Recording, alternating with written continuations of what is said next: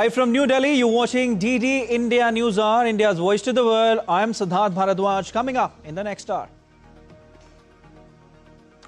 Trump threatens to impose 30% tariffs against Mexico and European Union. EU chief says bloc will continue working towards an agreement by August 1st.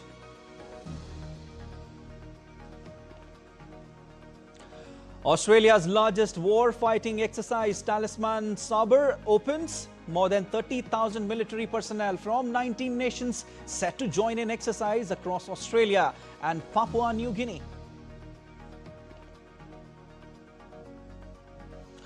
North Korea's Kim Jong-un meets Russian Foreign Minister Sergei Lavrov, reiterates his country's unconditionally support to all measures taken by Moscow to resolve conflict in Ukraine. And thrilling showdown awaits in Wimbledon as Carlos Alcaraz of Spain to face Yannick Sinner of Italy in men's singles final.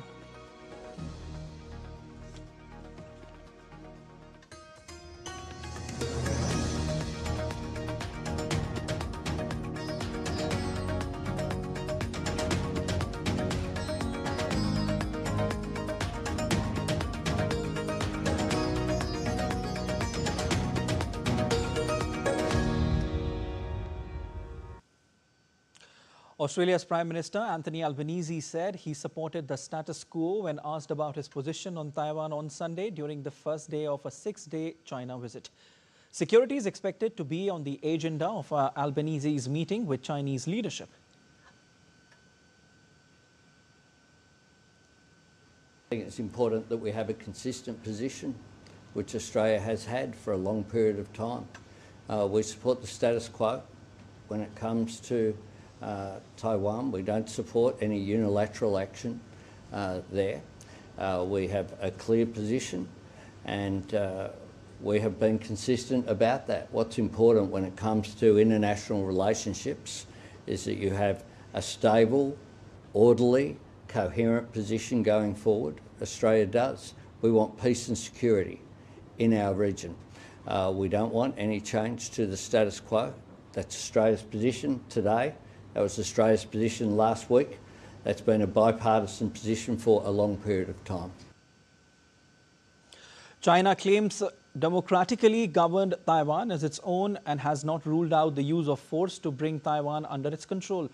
Taiwan President Lai Ching-te rejects China's sovereignty, claims saying only Taiwan's people can decide their future. Australian PM Anthony Albanese has made it clear that Australia is considerably increasing its defence spending as well. But on defence spending, Australia is considerably increasing our defence spending. I say the same thing privately as I say publicly, $57 billion over 10 years.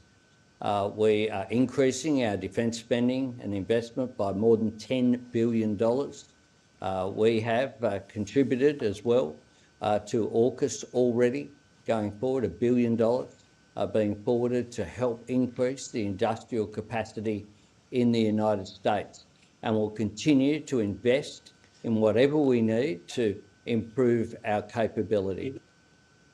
As the United States seeks clarity from its allies over their role in potential conflict over Taiwan, Australia has stated it will not commit its troops in advance.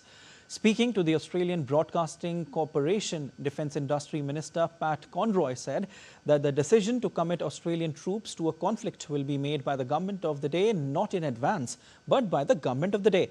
Conroy said Australia will decide its role when the time comes. The minister said that Australia prioritizes its sovereignty and will not discuss hypotheticals. Well, first, I don't disclose confidential discussions, but I make a couple of broad points. One, we don't engage in hypotheticals. We don't discuss hypotheticals. But secondly, the decision to commit Australian troops to a conflict will be made by the government of the day. Not in advance, but by the government of the day, and that's our position, and it's been long established. Australia has launched Talisman Sabre, its largest war-fighting exercise with the US, involving 30,000 troops from 19 countries. The exercise spans 6,500 kilometers from Christmas Island to the Coral Sea and aims to enhance military cooperation and readiness. The United States is Australia's major security ally. Although Australia does not permit foreign bases, the US military is expanding its rotational presence and fuel stores on Australian bases, which from 2027 will have US Virginia submarines at port in Western Australia. Australian officials expect China to monitor the exercise, but there is no sign of Chinese observation yet. I will leave it to China to interpret what 19 friends, allies and partners wanting to operate together in the region means to them. But for me, it's, as I said earlier, it's nations that are in search of a common aspiration for peace, stability, a free and open Indo-Pacific and adherence to international law, a region where sovereign nations exercise agency and where they're free from coercion. I fully expect that the People's Republic of China will want to come and observe the activities that occur as part of Exercise Talisman Sabre. They've made a habit of that over preceding iterations of the exercise. There is no sign yet. US President Donald Trump's announcement to impose 30% tariff on imports from Mexico and the European Union starting on August 1st drew sharp reactions from Mexico as well as from European Union. European Commission President Ursula von der Leyen said the EU is prepared to take the necessary steps to safeguard its interests, including the adoption of proportionate countermeasures if required. Von der Leyen said in a statement that the bloc remained ready to continue working towards an agreement by August 1st. While European Council President Antonio Costa said the European Union remains firm, united and ready to protect its interests, adding that tariffs fuel inflation and create uncertainty. While Mexican President Claudia Sheinbaum on Saturday expressed her belief that an agreement with the United States can be reached before the 30% tariffs announced by President Trump take effect on 1st of August. In a speech in the border state of Sonora, she said that every country was getting a letter from Trump and her team had already begun discussions with the US on Friday and was confident Mexico would get a deal. Very early today, a letter signed by President Trump was released stating that a 30% tariff will be imposed on all goods exported from Mexico to the USA. We believe, based on what our colleagues discussed yesterday, that we will reach an agreement with the USA and that we will, of course, achieve better conditions. Earlier on Saturday, US President Donald Trump announced that Mexico and the European Union will face a 30% tariff beginning next month. The move escalates his administration's ongoing trade disputes. In his letters posted on Truth Social platform, Trump cited the need to address perceived trade deficits with the EU and to pressure Mexico into curbing the flow of fentanyl into the United States as reasons for the new tariffs. As US President Donald Trump intensifies trade war with threat of 30% tariffs on EU, Mexico analysts have warned of possible damage to trading relationships, which could affect diplomatic relationships as well, while some analysts call it worrisome development. The tariffs have been on again, off again. It's created an enormous amount of uncertainty. We saw the, port volumes hit record highs as companies were trying to forerun these tariffs. So they have inventories. Those are going to come to an end. And we are going to see price increases, job losses, and how exactly, that's going to play out. We don't know. This is all unprecedented. In particular, the level of uncertainty for firms is unprecedented. The worry is that if trading relationships are damaged, that the diplomatic relationships may be damaged as well. There was certainly the Roosevelt administration in World War II was of the view that the trade wars of the 1930s had contributed to the conditions that led to World War II. So Roosevelt's Secretary of State, Cordell Hull, was a great believer in peace through trade. It was one of the reasons he supported all of the liberalization of the international trading system after the war. U.S. President Donald Trump said he might revoke talk show host Rosie O'Donnell's U.S. citizenship after she criticized his administration's handling of weather forecasting agencies in the wake of deadly Texas floods. The latest salvo in a years-long feud the two have waged over social media. Under U.S. law, a president cannot revoke the citizenship of an American born in the United States. O'Donnell was born in New York State. O'Donnell, a long-time target of Trump's insults and jabs, moved to Ireland earlier this year with a 12-year-old son after the start of president's second term. She said in a March TikTok video that she would return to the U.S. when it is safe for all citizens to have equal rights there in America. O'Donnell responded. Moving to Hamas-Israel conflict, talks aimed at securing a ceasefire in Gaza hung in balance on Saturday as both Hamas and Israel accused each other of obstructing efforts to end nearly 21 months of conflict. The deadlock comes amid ongoing negotiations in Qatar and intensifying pressure from families of Israeli hostages to reach a deal. Both Hamas and Israel have said that 10 hostages held since the Hamas's October 7, 2023 attack that sparked the conflict would be released if an agreement is reached. Israeli anti-government protesters took to the streets of Tel Aviv on Saturday, calling for the Israeli government to end the conflict in Gaza. Many protesters waved Israeli flags while others carried signs calling for a deal to end the conflict and release the hostages. The indirect talks over a U.S. proposal for a 60-day ceasefire are nonetheless expected to continue, the sources said, despite the latest obstacles in clinching a deal.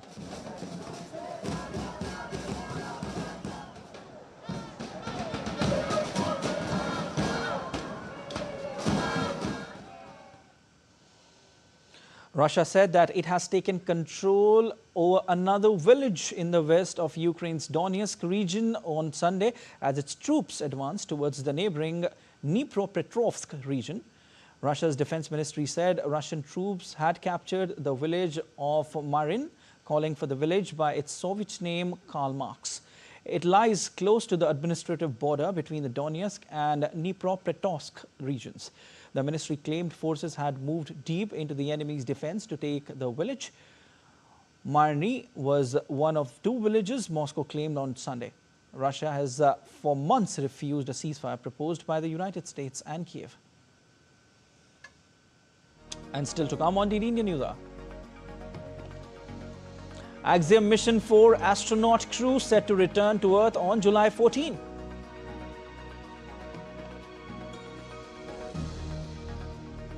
New Caledonia declared a state in historic deal.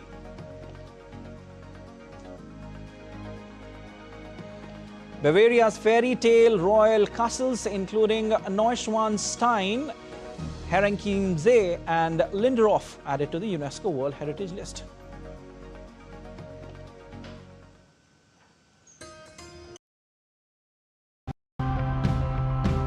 This week, we meet people who are showing us that real change and action does not really have to be perfect or loud. It just has to begin somewhere. What looks like a mere dam swamp is actually a mud flat.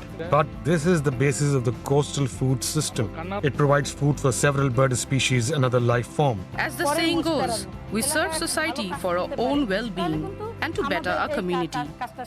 Seeing improvements in our area brings us satisfaction.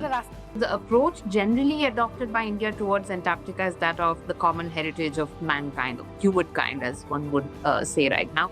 Trees are our lifesavers. They give us oxygen, and it's unfair to harm them by hammering iron nails into them just for the sake of ads.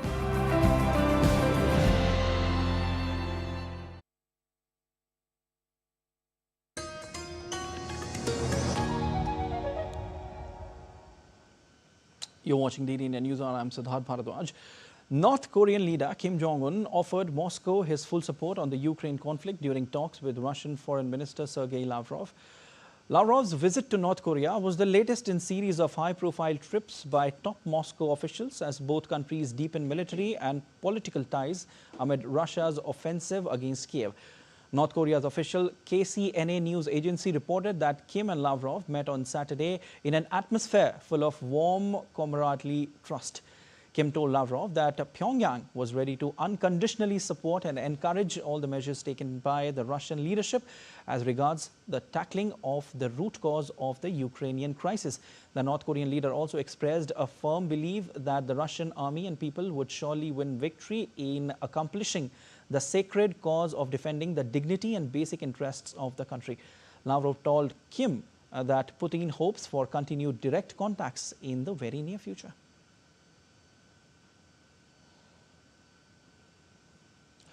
Earlier, Russia's Foreign Minister Lavrov met with North Korean Foreign Minister Choi Son-hui in the coastal city of Wonsan. The ministers signed a 2026-27 exchange plan aimed at boosting strategic cooperation and pledged to strengthen coordination on foreign policy, following up on Russian President Vladimir Putin's landmark visit to North Korea last year. North Korea and Russia have intensified their military and political ties since the 2022 Russia-Ukraine conflict, culminating in a June 2024 comprehensive strategic partnership treaty with a mutual defense clause. North Korea has supplied Russia with artillery shells to support Moscow's efforts in Ukraine's Kursk region. During Russian Foreign Minister Lavrov's visit to Wonsan this month, Kim Jong-un pledged unwavering support for Russia, lauding Putin's leadership. Lavrov thanked North Korea's heroic troops. The alliance, formalized in November 2024, includes trade and tourism cooperation with new Moscow-Pyongyang flights. Ukraine, South Korea and the US condemned this escalation, citing violations of UN sanctions and risks to regional stability.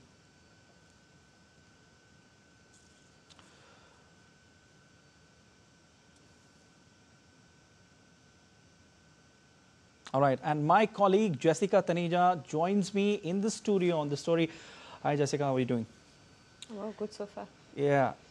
Now, with Kim vowing his support to Russia, the big question here is, what is North Korea getting out of it?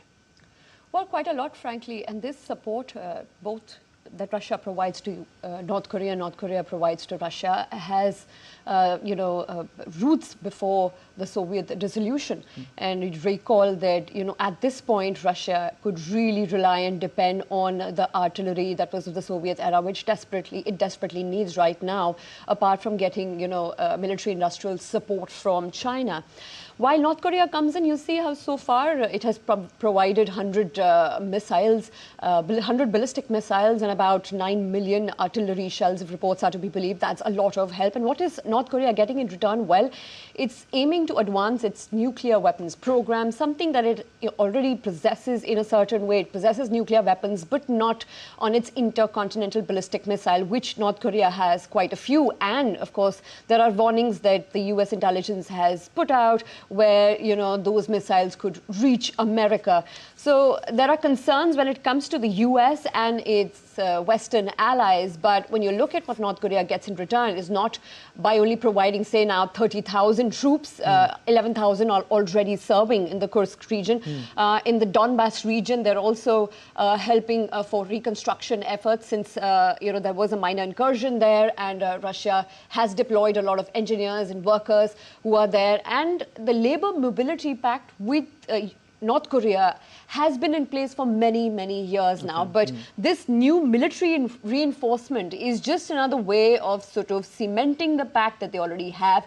As you pointed out in your report as well, Russian President Vladimir Putin went to North Korea. Both the leaders met and they solidified their military alliance to the extent that if there is an attack on one, the other would provide unconditional military support. So with such sort of dynamics in place, it is evident why there is a mutual support. But for North Korea, a country that cannot deal with the economic severities, the poverty reductions it desperately needs right now, its people are starving, it's a completely closed country, heavily sanctioned by the world. Correct. So certainly there are more ways that, North Korea would want to bring in some money back home. Either it's through the acceptability of labor force in Russia, or be it military personnel that are sent, and those military personnel sent come at a good cost, because it helps North Korea build on its nuclear weapons program. So Correct. certainly an aim of North Korea is to have those, intercontinental ballistic missiles with nuclear capabilities. So it's a good barter for North Korea in that sense, and it has very few allies, let alone partners in the world. So Russia, with its pre-Soviet era ties, is the partner it needs, and frankly, Russia needs North Korea too. Definitely. So it's a heavy barter, we can say, and it all comes down to nuclear programs and money. Can we say that? Yes or no? Well, a lot more than that, but certainly yes. All right.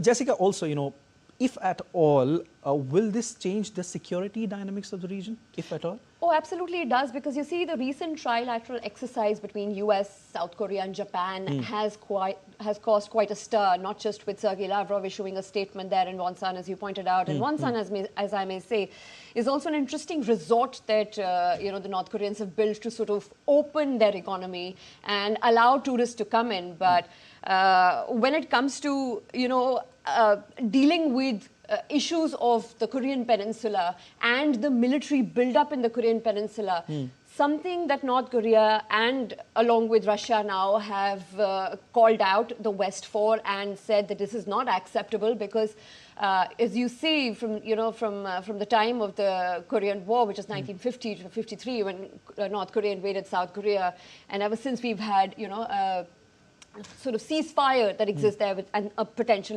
demilitarized zone. All of that happening, the military buildup is what is absolutely unacceptable for North Korea right now. But for the US, Japan and South Korea, it's important because the way the nuclear program of North Korea is advancing, and there is very little known about it. There are few intelligence inputs available on to what level has it reached. Does it have the kind of aid from Russia where it's completely building up its nuclear arsenal? Now, the world knows that North Korea has nuclear weapons. But does it have that kind of capability that could have a potential weapon on an intercontinental ballistic missile, which it aims to fire at the United States if it deems fit?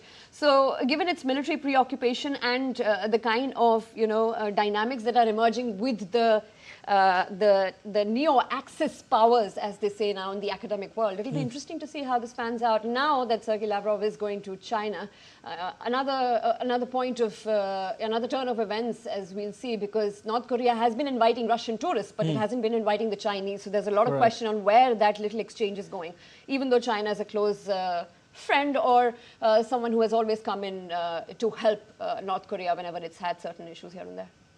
All right, wonderful analysis there, Jessica. Thank you so much.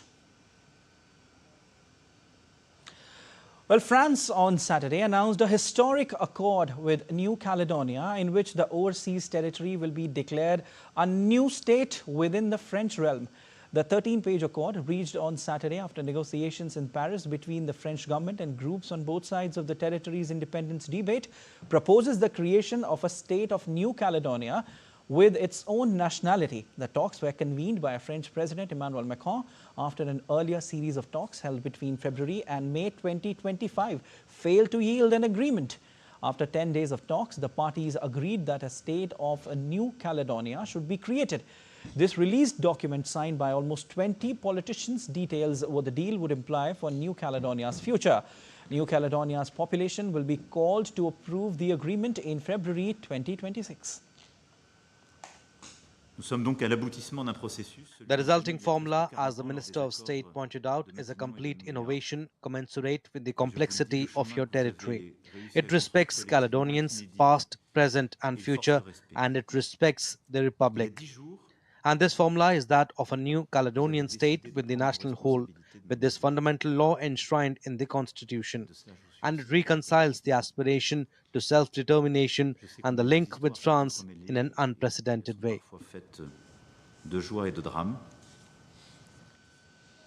A delegation of Australia's Aboriginal people that travelled to Paris to campaign for US backing to protect a heritage site they say is threatened by harmful mining were overjoyed on Friday as the ancient site was recognized on the coveted list.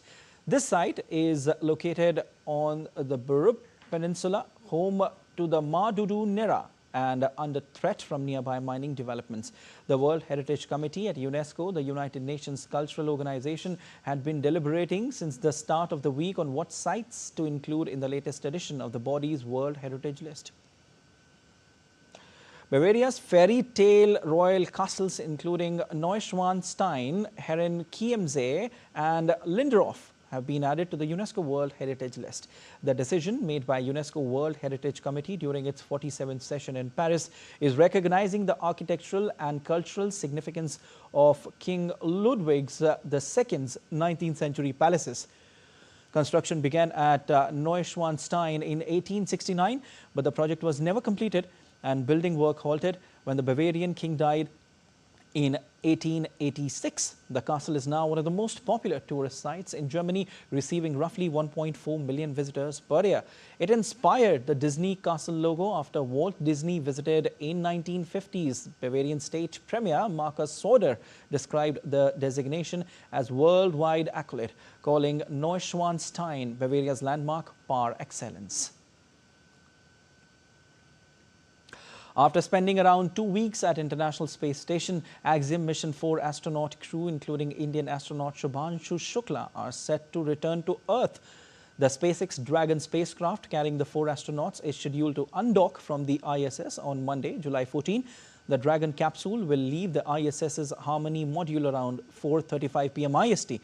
After undocking, the spacecraft will head back to Earth for a splashdown off coast of California. Arrival back to Earth, splashdown scheduled for 15th of July at 3 p.m. IST. These timings have a margin window of approximately 1 hour. Iran said Saturday it was reviewing the details of a possible resumption of talks with the United States on its nuclear program. Tehran and Washington had been engaged in talks since April, but those efforts were disrupted when U.S. ally Israel launched a surprise attack on Iran's nuclear facilities on June 13, just 2 days before a planned meeting in Oman. Meanwhile, Iran has planned to cooperate with the UN nuclear watchdog despite restrictions imposed by its parliament, Iranian Foreign Minister Abbas Araghchi said on Saturday, but stressed that access to its bombed nuclear sites posed security and safety issues. The new law stipulates that any future inspection of Iran's nuclear sites by the IAEA needs approval by Supreme National Security Council, Iran's top security body. The Sudanese army was locked in heavy fighting on Saturday with paramilitaries who had advanced into the battleground Darfur city of El Fasher. Residents of El Fasher woke by the sound of heavy exchanges of machine gun fire on the streets of the city, where over 1 million of people has been under siege by paramilitaries since May last year. Regular army troops took back several key sites in the south and west of city, which the Rapid Support Forces had captured on Friday, inflicting heavy losses on the paramilitaries. The city is gripping persistent unrest in the region. United Nations has repeatedly warned of the plight the plight of citizens who are forced to seek shelter in makeshift bunkers dug in courtyards and in front of houses. Nationwide, 10 of thousands of people have been killed since the conflict erupted in April 2023 and more than 14 million driven from their homes.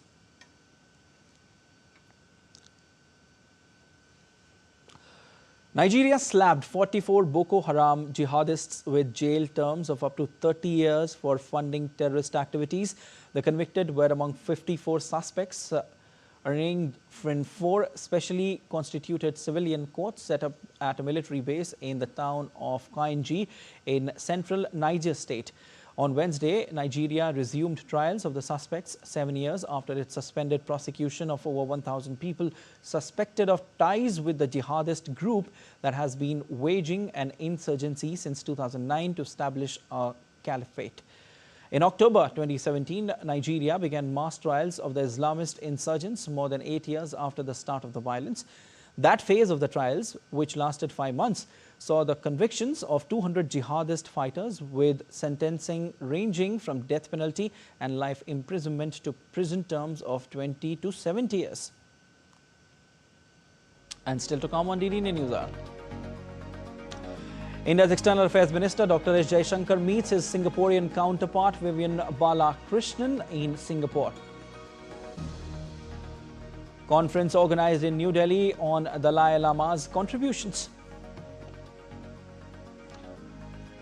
Eminent lawyer Ujjwal Nikam and former Foreign Secretary Harshvardhan Shringla among 4 individuals nominated to Rajya Sabha.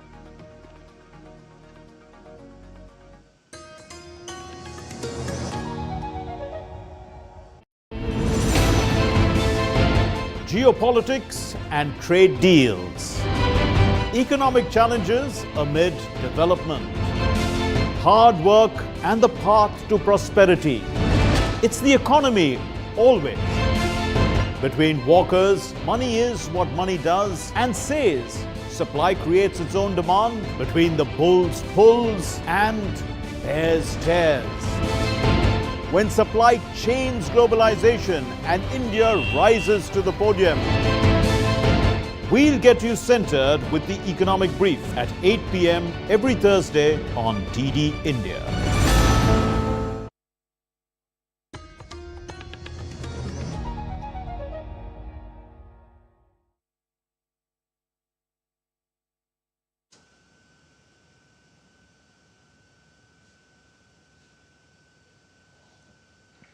Trump threatens to impose 30% tariffs against Mexico and European Union.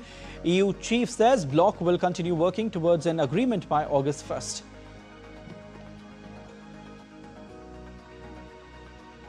North Korea's Kim Jong-un meets Russian Foreign Minister Sergei Lavrov, reiterates his country's unconditionally support to all measures taken by Moscow to resolve conflict in Ukraine. And thrilling showdown awaits in Wimbledon as Carlos Alcaraz of Spain to face Yannick Sinner of Italy in men's singles final. The International Buddhist Confederation has organized a conference on Sunday in New Delhi to celebrate the 90th birthday of Dalai Lama. The event, celebrating glorious 90 years of His Holiness the 14th Dalai Lama, spiritual wisdom and global relevance, honors his significant contributions to India, Buddhism and the world. Dalai Lama has been a global icon for non-violent approach, love and truth, who played a crucial role in reviving Buddhism and Buddhist institutions in the Himalayan region. A resident of India since 1959, Dalai Lama self-identifies as a son of India, articulating that his mind is entirely suffused with the teachings of the great Nalanda tradition.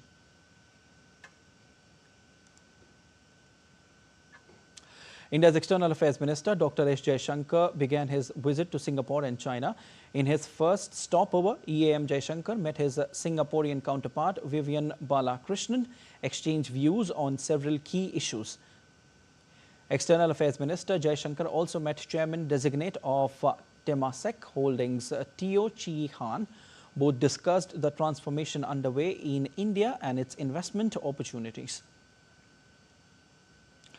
Later, EAM Jaishankar will also visit China to attend the Shanghai Cooperation Organization Foreign Ministers meeting and also to hold bilateral talks with the leaders on the sidelines of the meeting. Montenegro's Statehood Day is celebrated on 13th of July. On this occasion, an event was held at the Ashoka Hotel in the national capital, where several officials from the Ministry of External Affairs and some foreign diplomats were present. This special occasion not only honored the rich heritage and scenic beauty of the Montenegro, often called the Pearl of the Mediterranean, but also celebrates 17 years of exceptional diplomatic service by Dr. Janis Darbari, Consul General of Montenegro.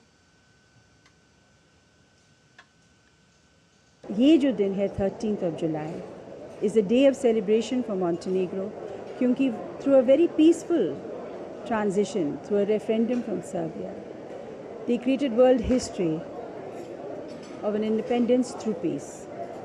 और इस बात को इस बार मैंने इस national day पे लोगों को बताया कि यूनाइटेड नेशंस के फोरम को इस्तेमाल जब किया जाता है तो जितने भी लोग हैं, देश हैं, पॉलिटिशियंस हैं, वो इस बात को समझें कि डिप्लोमेसी का सबसे बड़ा हथियार है पेन, और वो पेन की आवाज़ जब बुलंद होता है यूनाइटेड नेशंस में तो समझौता बिना गन्स का होता है.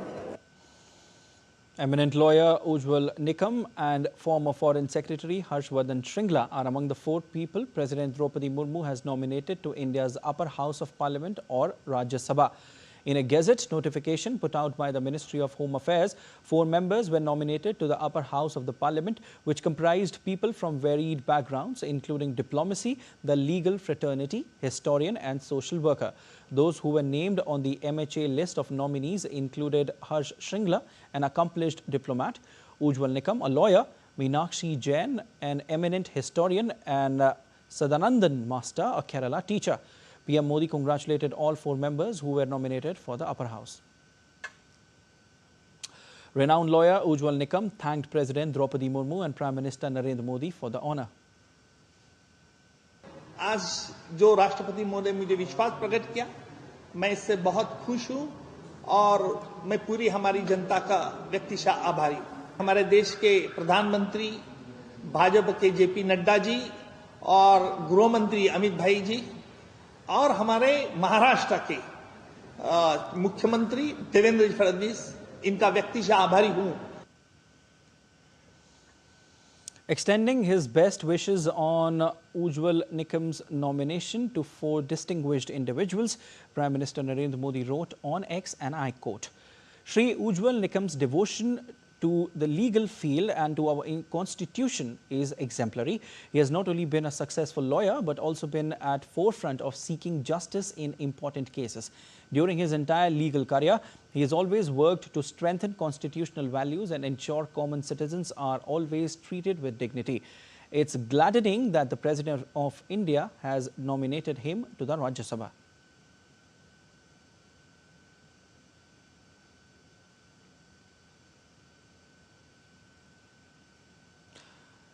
Shri C. Sadanandan Master's life is the epitome of courage and refusal to bow to injustice, violence and intimidation couldn't deter his spirit towards national development. His efforts as a teacher and social worker are also commendable. He is extremely passionate towards youth empowerment. Congratulations to him for being nominated to the Rajya Sabha by Rashtrapati Ji.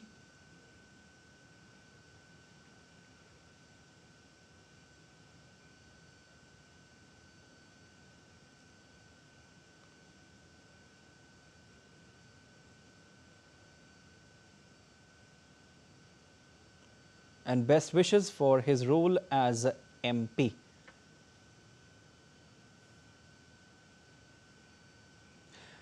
He also tweeted, and I quote, "Shri Harshvardhan Shringla ji has excelled as a diplomat, intellectual and strategic thinker. Over the years, he's made key contributions to India's foreign policy and also contributed to our G20 presidency. Glad that he's been nominated to the Rajya Sabha by President of India. His unique perspectives will greatly enrich parliamentary proceedings."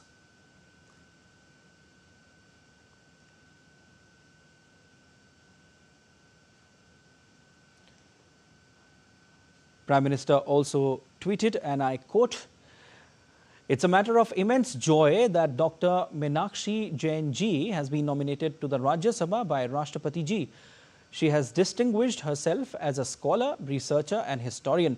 Her work in the fields of education, literature, history and political science have enriched academic discourse significantly."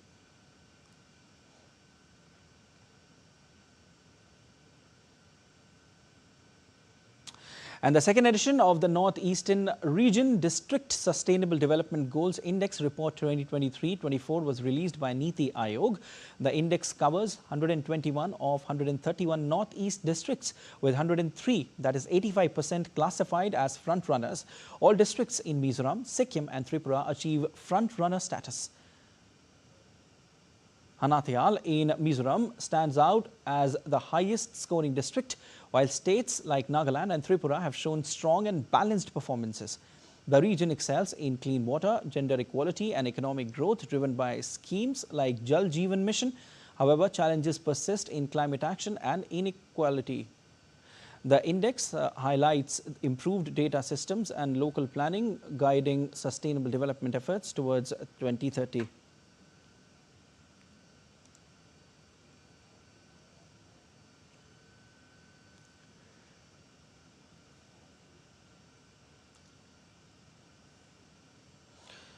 After the release of the Aircraft Accident Investigation Bureau's preliminary report on the Air India flight AI 171 fatal crash in Ahmedabad, Union Minister of State for Civil Aviation Muralidhar Mohol on Saturday said that the report was a preliminary and in fact, he said that the report was a preliminary one and conclusions should not be drawn based on it. Speaking to media persons, he said that the AAIB is an autonomous authority and the ministry does not interfere in their work. एक महीने के अंदर AIB ने अपना प्राथमिक report दिया है, उसमें जो चीज़ें आई है, जो उसमें बातें आई है, उसकी और जांच होगी, फिर उसके बाद मुझे लगता है कि उस पर बात करना उचित होगा। देश में कहीं भी अगर किसी हेलीकॉप्टर का भी एक्सीडेंट होता तो हमें ब्लैक बॉक्स बाहर देश भेजना पड़ता था, लेकिन देखो कि एक दिन के अंदर हमारे AIB की टीम बाकी एजेंसीज ने ये ब्लैक बॉक्स वहाँ पे मिला, उसको ढूंढा, उसके बाद एक महीने के अंदर इसका प्राथमिक रिपोर्ट भी आया। तो मुझे लगता है कि बहुत अच्छा काम चल रहा है और एक के बाद एक मुझे लगता है कि इस पे काम होने के बाद फाइनल रिपोर्ट आएगा। According to the report, flight data recovered from the aircraft's enhanced airborne flight recorder revealed that the fuel cutoff switches for both engines were inadvertently moved from run to cutoff, one after the other within a 1-second interval at an altitude just moments after liftoff. The report also includes a conversation between the pilots on the fuel controls before the crash. In the cockpit voice recording, one of the pilots is heard asking the other, why did he cut off? To which the second pilot replied that he had not done so. And let's take a look at other stories making news around the world. Mexico City celebrated the 700th anniversary of its founding as the ancient Aztec capital. Tenochtitlan with a stunning light and sound show. The digital projection brought Aztec temples to life, while the event held at Constitution Plaza showcased the city's foundation and historic battles between the Mexica and Spanish during colonial times. The celebration drew large crowds to the country's most iconic public square. Archaeologists have unveiled images of Penico, a 3,800-year-old city in Peru, following the 8 years of research. Located in the Supe Valley, site dating back to 1800 to 1500 BC, is known as the City of Social Integration. It was an urban hub that connected coastal and highland populations, with goods from jungle also reaching this ancient center in the Lima region's Huaura province. Heavy rain in Spain's Catalonia region led to severe flooding on Saturday, affecting roads and plains. The Spanish weather agency had issued red alerts, and footage from the firefighting service showed cars driving through flooded streets in Igualada, Catalonia. The Catalonia Fire Department reported, in fact, over 200 calls related to the storm and launched helicopter search operations to assist in the aftermath. And still to come on DD India News Hour. England crosses 50 runs in their second innings on fourth day against India.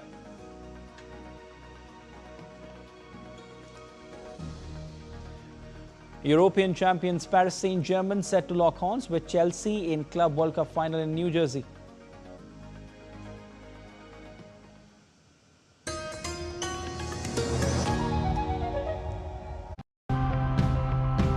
This week, we meet people who are showing us that real change and action does not really have to be perfect or loud. It just has to begin somewhere.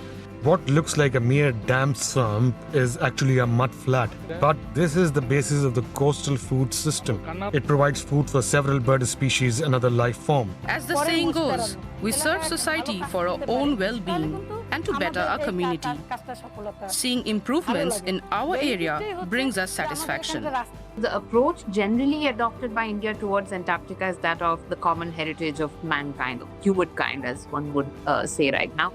Trees are our lifesavers. They give us oxygen, and it's unfair to harm them by hammering iron nails into them just for the sake of ads.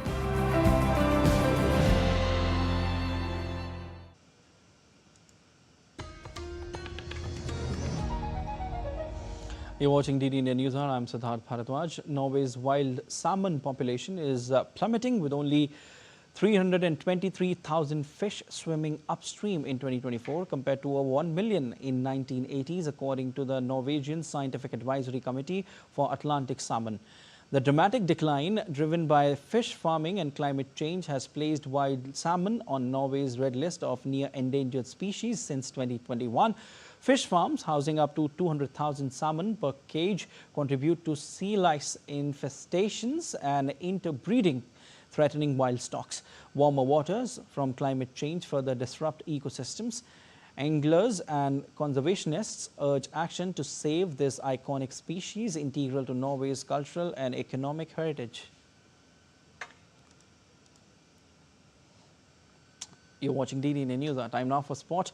And the final of DD Robocon 2025 will be played between Team Nirma Robocon and GTU Robotics in Delhi later today. In the first semi-final, Nirma Robocon defeated PU Robocon, while in the second, GTU Robotics overcame Bracht's Vishwakarma. Out of 72 teams from across the country, 40 were shortlisted for the final event in Delhi. The winning team will represent India at the International Robocon in Mongolia. With months of preparations, innovation and teamwork on display, the final promises to be a thrilling contest as the nation's best two teams battle it out for the title. All eyes are now on who will carry India's hopes at the global stage. And updates from the India-England test at Lord's. England have crossed 50 runs, in fact, in their second innings on the fourth day of the third test at Lord's. Openers Zach Crawley and Ben Duckett resumed the day at 2 runs, but Mohammad Siraj dismissed Duckett and Oli Pope in the first hour of play. The England batters have to counter inconsistent bounce due to natural wear and tear on the pitch, taking multiple blows on the body. The third test is delicately poised after KL Rahul scored a century, while Ravindra Jadeja and Rishabh Pant pitched in with crucial 50s as India posted 387 runs, matching England's first innings total. European champions Paris Saint-Germain are set to lock horns with Chelsea in the Club World Cup final in New Jersey on Sunday, with President Donald Trump likely to be in attendance. Paris Saint-Germain hope to cap off the most remarkable of seasons by completing a clean sweep of trophies. The French side won a French league and the UEFA Champions League for the first time in their history. They produced a masterclass to thrash Real Madrid 4-0 in the semi-final. PSG have torn through the tournament with 16 goals scored and only 1 conceded. On the other hand, Chelsea came to the United States after finishing 4th in the Premier League and winning the UEFA Conference League. Chelsea hoped that midfielder Moises would recover in time from a twisted ankle picked up in the semi-final. Paris Saint-Germain remain favourite to lift the silverware, but Chelsea can spring a surprise. Chelsea won the tournament in 2021. The tennis world is set for another blockbuster showdown just 35 days after that unforgettable French Open final. Carlos Alcaraz and Jannik Sinner are ready to renew their rivalry, this time on the hallowed lawns of Wimbledon. Their rivalry is defining this new era. They have shared the last 6 Grand Slams and Alcaraz leads the head-to-head 8-4. A report by DD India correspondent Narayan Singh.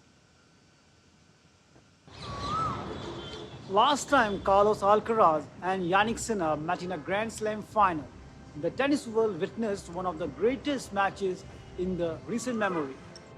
A 5.5-hour marathon match in the French Open final that had everything: drama, intensity and history. Just 35 days later, they are back at again. This time it's the Wimbledon Final 2025. And the stakes couldn't be higher. World number 1 Jannik Sinner comes into the final in top form.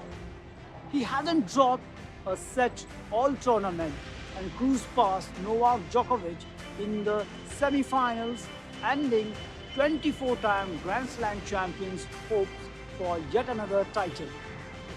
And on the other side is defending champion Carlos Alcaraz, who had to dig deep throughout the fortnight, from a 5-set scare in the first round to powering past Taylor Fritz in the semis of the Wimbledon. Spaniard is looking hungry to lift his 4th major title. But let's rewind for a moment. In that unforgettable Roland Garros final, Sinner was 2 sets up. He had 3 championship points, but Alcaraz he refused to go away. The 22-year-old mounted a stunning comeback to snatch the title, showing the world why he is called the successor of the Big Three. The rivalry is quickly becoming the centerpiece of the new era in the men's tennis. Alcaraz and Sinner have won the last 6 Grand Slams between them. That's how dominant these two have become. As for head-to-head records, Alcaraz leads 8-4, including 5 straight wins over Sinner, the most recent being that dramatic win in Paris. But here is a twist.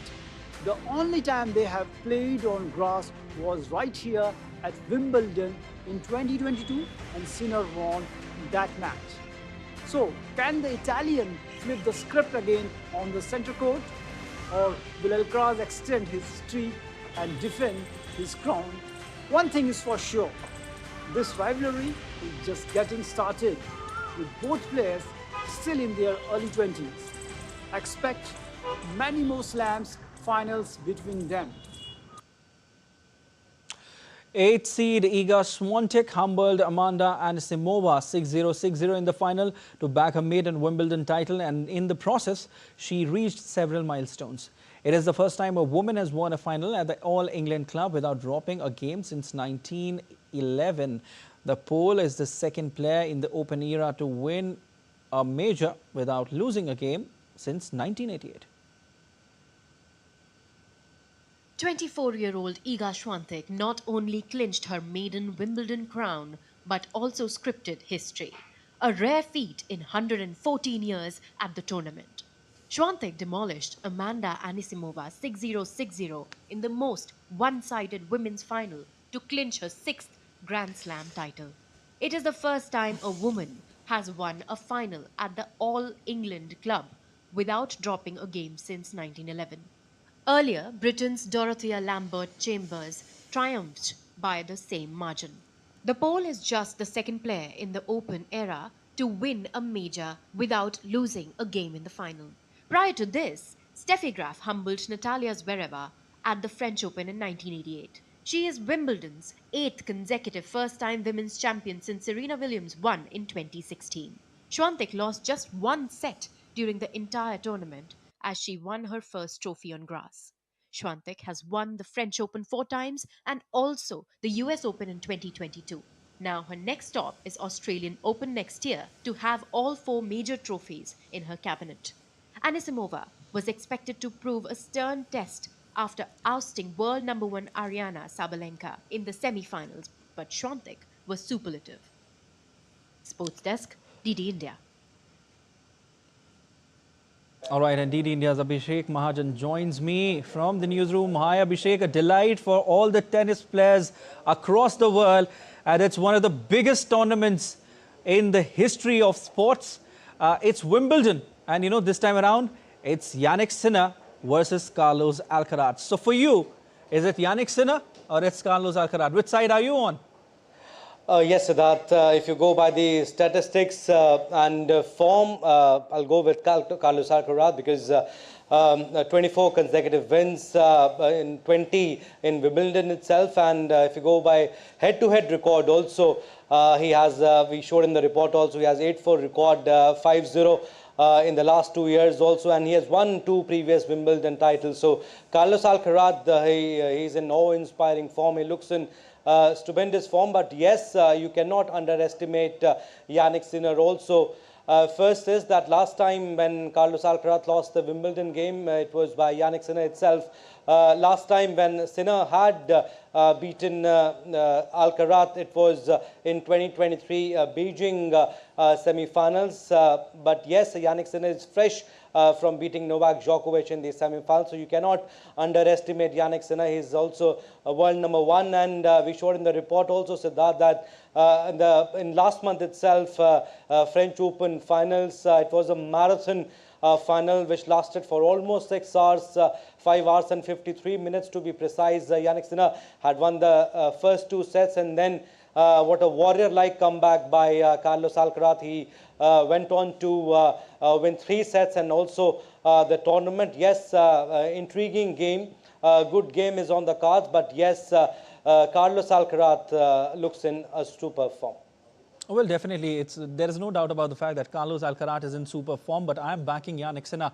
Let's see what happens, but it's a game of tennis. You have to just wait, you have to sit there and be patient to watch the two legends competing in front of each other. Also, Abhishek, let's just talk about the match that happened. Iga Swiatek and, of course, Amanda Anisimova. How do you analyze that encounter? Swiatek was, since the start of the tournament, it was looking like that she will come out with flying colors. The way she was playing, exceptional. The kind of shots she was playing and the kind of energy that was shown on television. It's absolutely amazing. How do you analyze that encounter, Abhishek? Double bagel for Swiatek. How often do you see that? It happened 114 years ago. It doesn't happen very often. First Polish to win Wimbledon's, be it men's or women's, first Polish to win Wimbledon's title, and she did not lose a single game. That seldom happens. That doesn't happen, in fact. Amanda Anisimova, just one game she went close to breaking it. That was deuce 40-40. Otherwise, she did not even break a single game. I mean, and that was the only time she got close to Iga Swiatek. It was shared dominance, Siddharth. But yes, 6 Grand Slam for Iga Swiatek, and you got to feel for Anisimova also. Siddharth, she came back to the tennis arena again. She was battling some mental health issues. She is world number 12 now. And if you listen to her interview, also on-court interview, she was feeling, she was in fact shattered. She was feeling so bad. Coco Gauff was very quick to put a message for her on next that you're very strong. You'll come back stronger. But yes, it's not easy to overcome that loss. 6-0. It has not happened before in 100 years, and it may not happen again in the next 100 years. So a great, superb win by Iga Swiatek over Anisimova. Well, Abhishek, it's sport. Anything can happen when you talk about next 100 years. But one thing is very serious here, Abhishek. You've just mentioned a very nice point out here, and that is mental health. There have been many cases in the history of sport that the players have lost their forms because their mental health was, not in check, and that has affected their performance as well. So it's very important, not just physically, but mentally also for the players to remain fit. All right, let's talk about this encounter, Carlos Alcaraz and Jannik Sinner. So are you all set to watch this encounter?